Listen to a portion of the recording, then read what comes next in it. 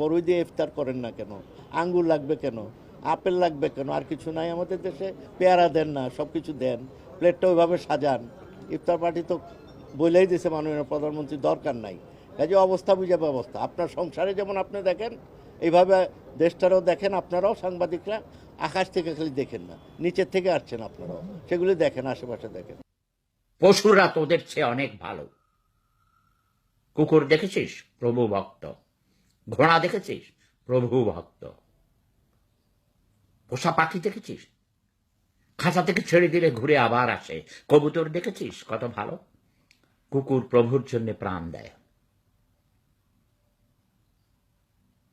তোরা পশুর চেয়েও অধম। তোরা কারা জানিস? ওই রাজনীতিবিদ, আমলা, ব্যবসায়ী, ধর্ম ব্যবসায়ী, ভণ্ড, এই মিথ্যুক ধোকাবাজ ছোট লোকেরা।